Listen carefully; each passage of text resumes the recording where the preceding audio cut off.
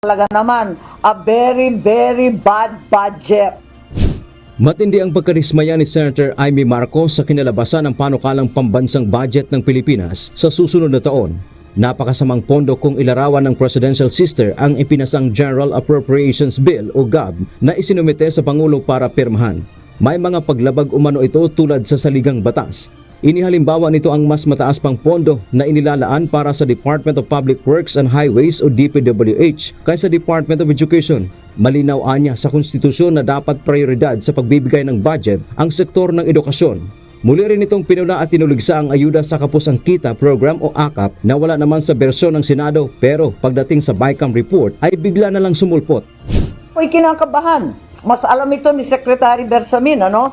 Article 14, Section 5 ng ating Konstitusyon, the state shall assign the highest budgetary priority to education.